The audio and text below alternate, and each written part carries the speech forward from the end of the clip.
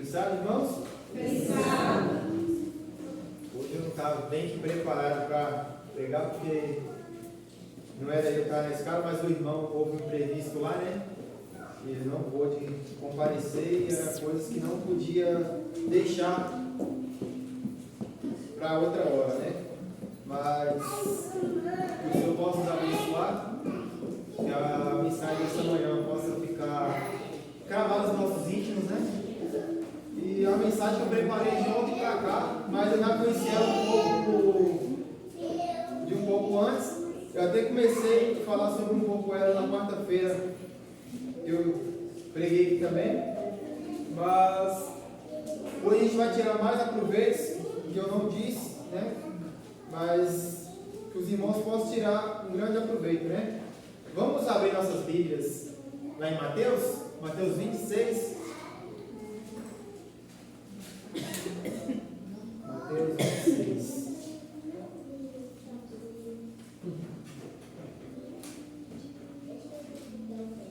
A mensagem de hoje a gente vai aprender um pouco sobre a misericórdia de Jesus para conosco, né?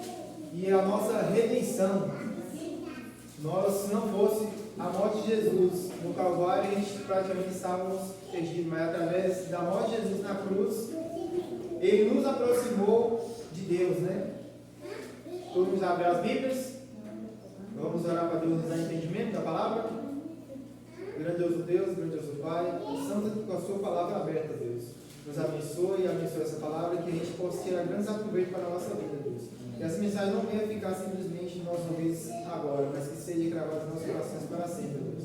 Que o Senhor possa nos abençoar, nos entendimento da sua palavra, em nome de Jesus. Amém.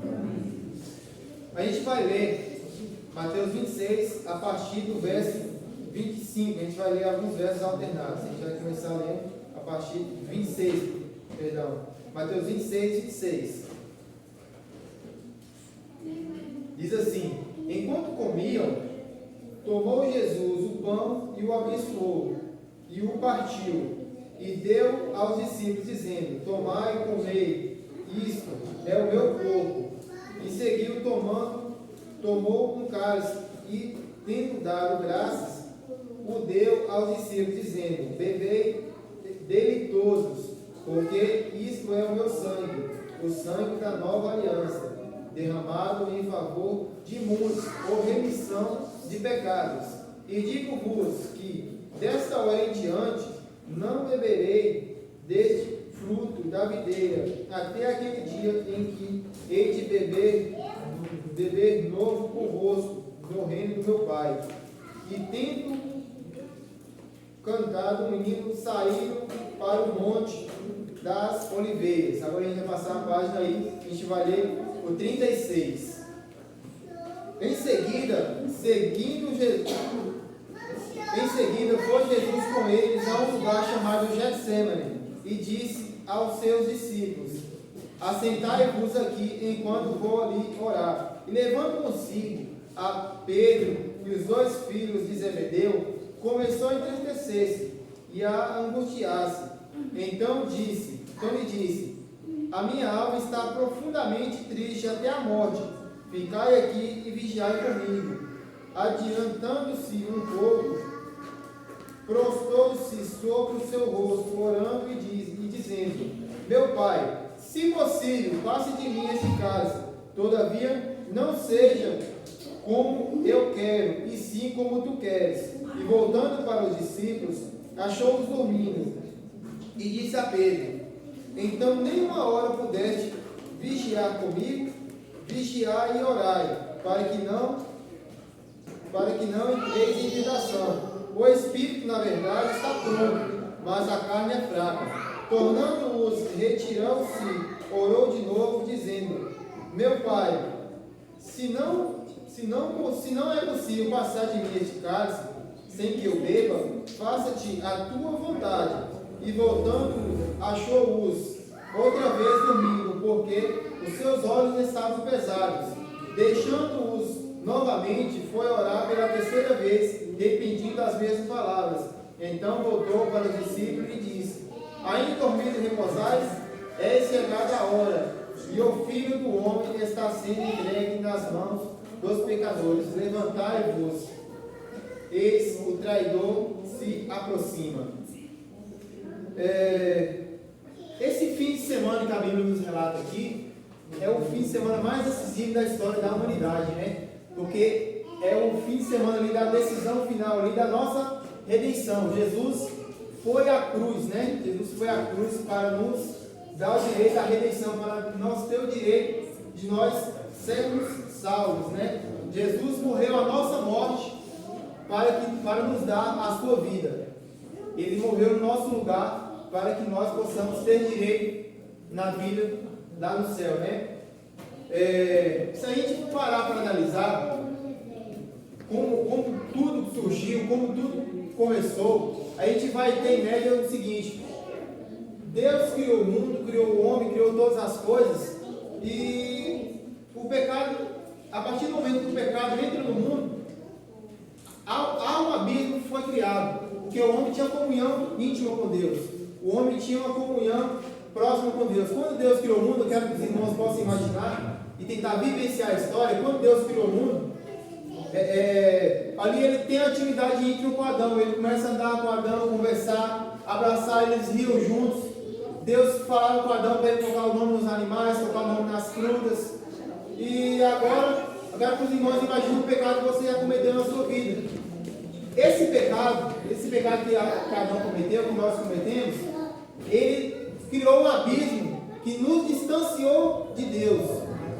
O pecado distanciou o homem de Deus. O homem tinha aquela intimidade com Deus, tinha aquela comunhão, mas a partir do pecado criou-se um abismo. E agora o homem, o salário do pecado é a morte. O homem deveria morrer por causa do seu pecado, mas o homem não morria. Por quê? Porque Deus tinha compaixão, teve compaixão do homem. E por causa do pecado do homem, uma ovelha, um cordeiro tinha que morrer no nosso lugar. Mas o salário do pecado é a morte, nós que deveríamos morrer. Mas quem é que Deus, por compaixão do nosso Senhor, ele fez o quê? Uma ovelha, um cordeiro terá que morrer no seu lugar para a remissão dos seus pecados. E como era feito isso? A remissão dos pecados através da morte do cordeiro, ela era feita uma vez por ano, né?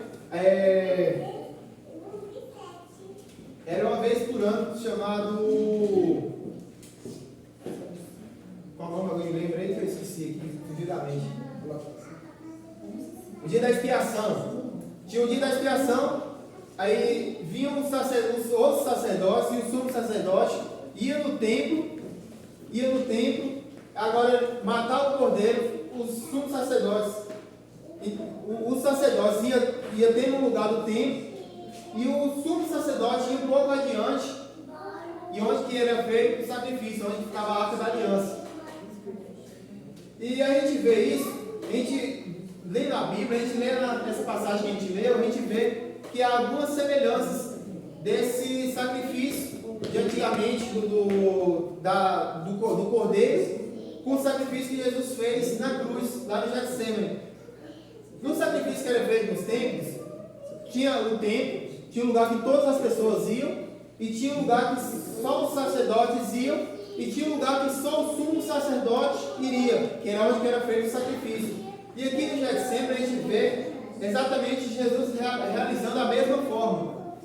Aqui a gente vê Jesus indo com seus 11 discípulos, Judas já tinha saído para traí-lo, e agora ele deixa os seus 8 discípulos em um lugar onde todos passaram, e agora ele vai um pouco adiante com Pedro, Tiago e João, até outro ponto, e agora ele vai um pouquinho mais adiante, aqui ele está retratando o mesmo ritual do dia da expiação.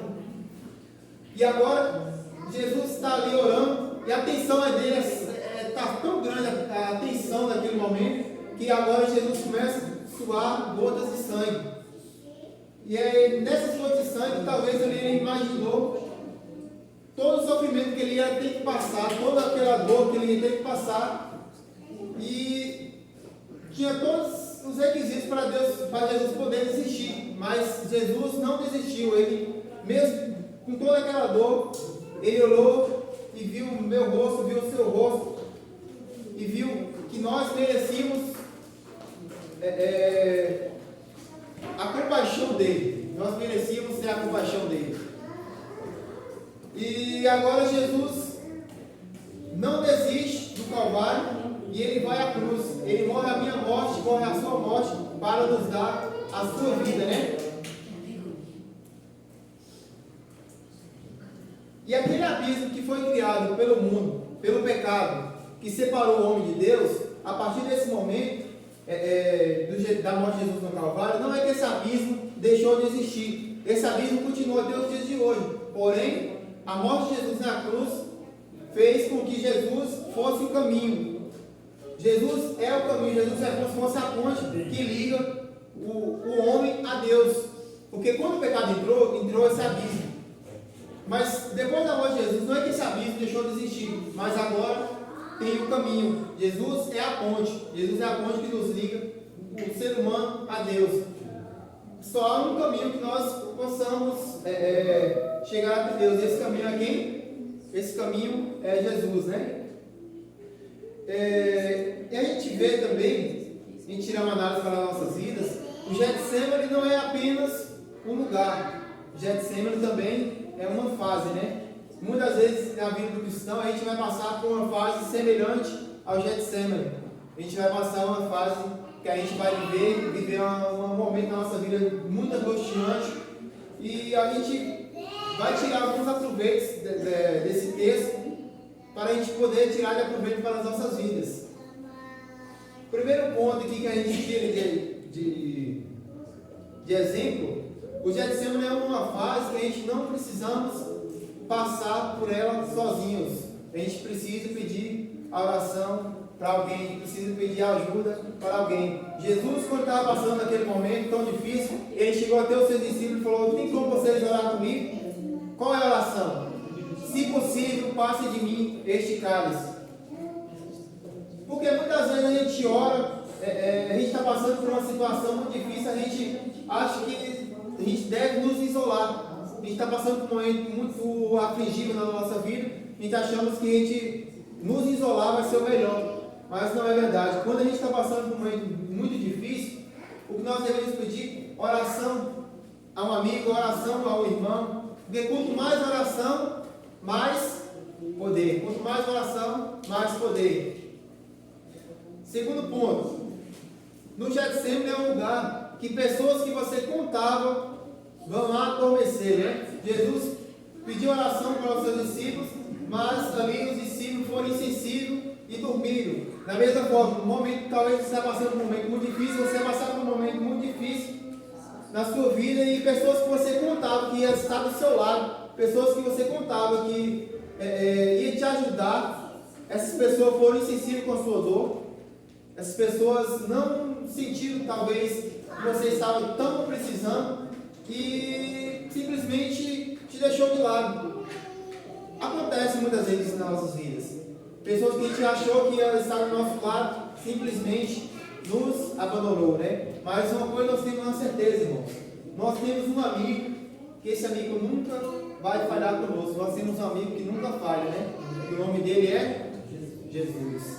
Nós temos um amigo que nunca falha, o nome dele é Jesus. Terceiro ponto. O Getsemane é uma fase que nós só conseguimos conquistar, nós só conseguimos passar de uma forma, através da oração. O Getsemane é uma fase que nós só conseguimos vencer através da oração.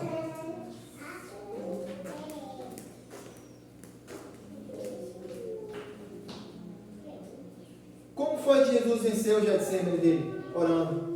Como foi que a gente consegue vencer os nossos Getsemanes? Como a gente consegue vencer as nossas dificuldades, as nossas provas que a gente está passando? Através da oração.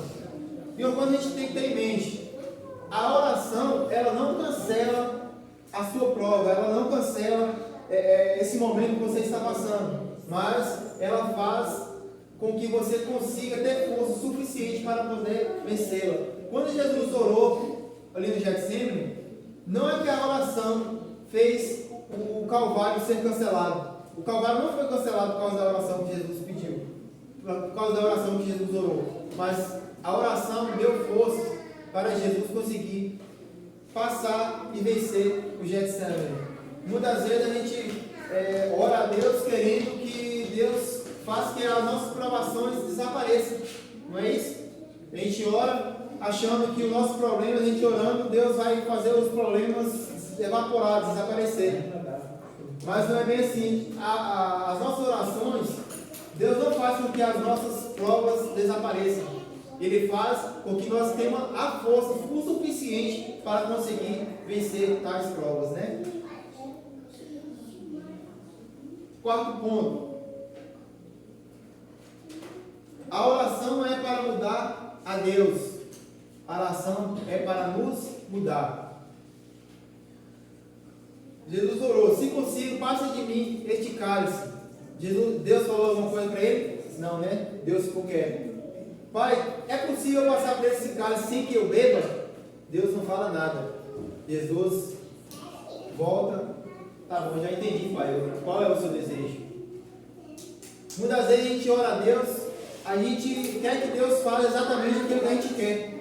A gente ora a Deus querendo que Deus faça os nossos desejos. Nós não oramos a Deus querendo que Ele faça a sua vontade, mas a gente quer que Ele faça a nossa vontade. A gente tem que ter em mente uma coisa: os planos de Deus é melhor que os nossos planos. O caminho de Deus é melhor que o nosso caminho. Às vezes a gente tem aquela palavra que as pessoas gostam muito de falar o seguinte: Deus faz certo em linhas tortas. Mas essa não é a verdade, né? Deus faz certo em linhas certas. A gente que quer mudar, quer as coisas do nosso tempo, quer as coisas do nosso jeito, mas não é essa a vontade de Deus.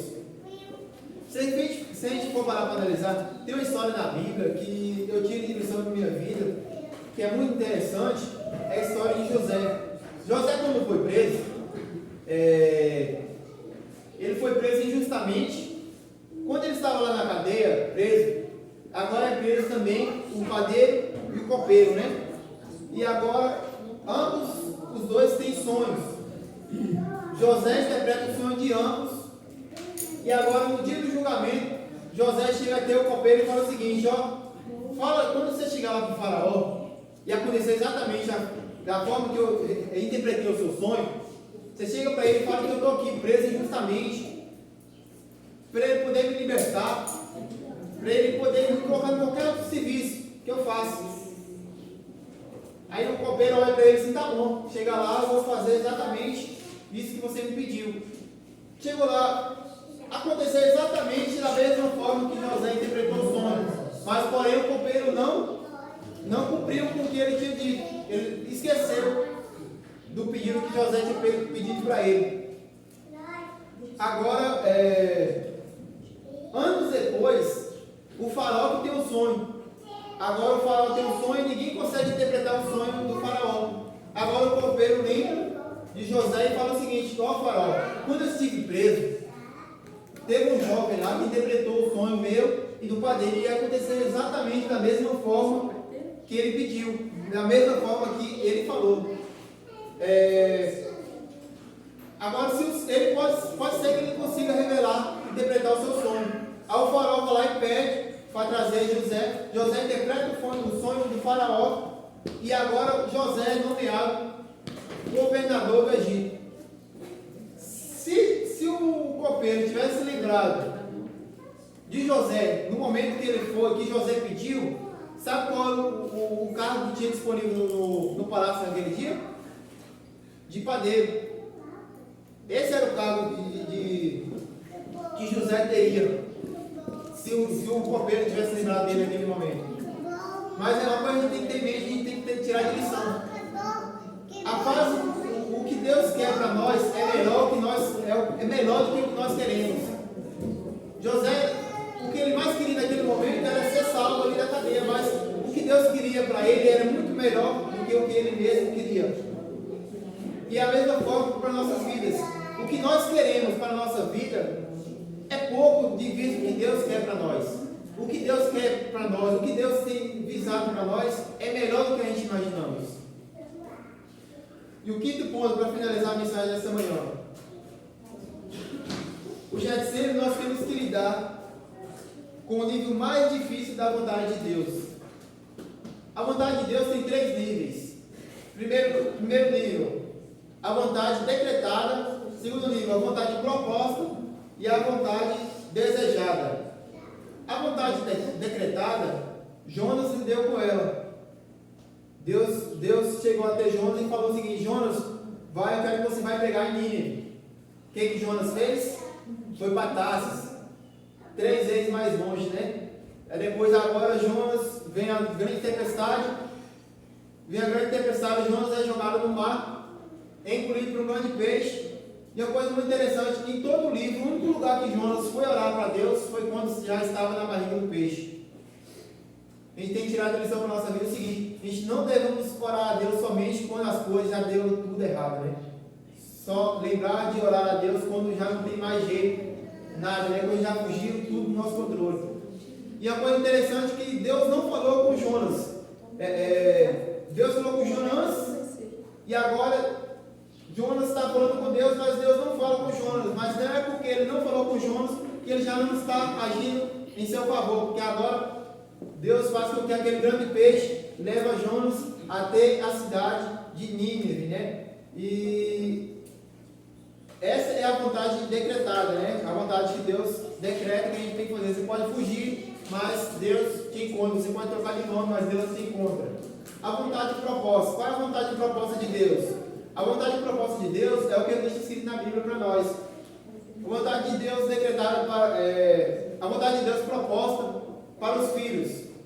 Honra pai e mãe. Tem como não honrar? Tem. Mas você escolhe. Se você honrar, bem. Se você não honrar, maldição. Vontade proposta de Deus para os esposos. Esposos, amai as vossas esposas, assim como Deus amou a igreja. Tem como não amar? Tem.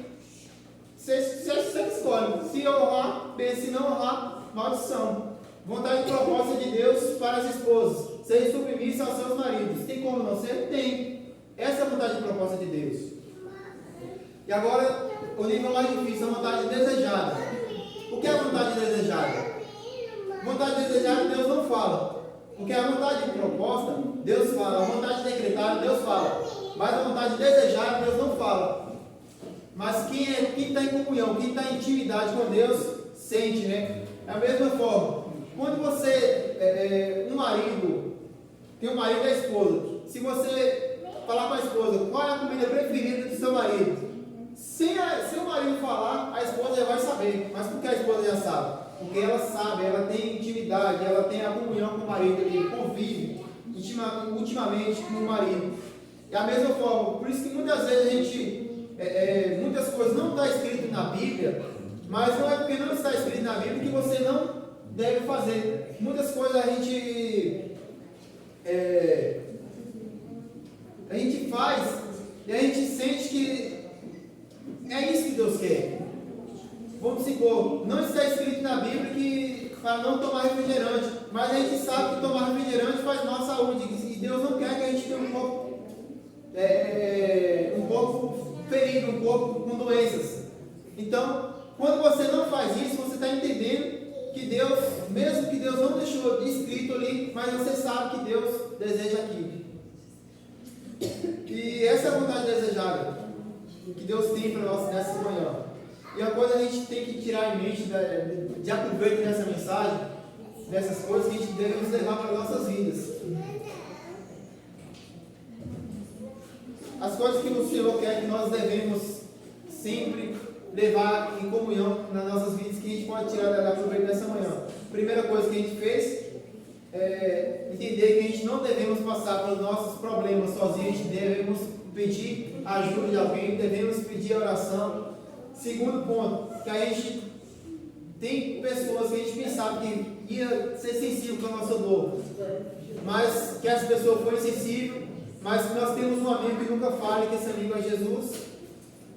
E também nós entendemos que a fase do Getsemane, as nossas dores, a gente só consegue atravessar de uma forma que é através da oração.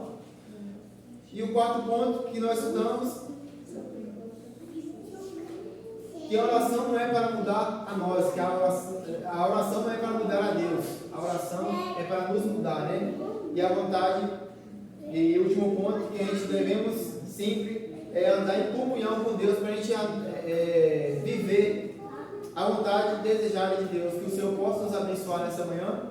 A mensagem foi um pouco simples, mas que os irmãos possam tirar de um grande aproveito, né? Que a gente possa tirar esses pontos específicos dessa mensagem para nossos dias, nossa convivência com Deus, né? Que o Senhor possa nos abençoar nessa manhã. Vamos ficar atentos. Sim, não vai cantar? Ela saiu aí.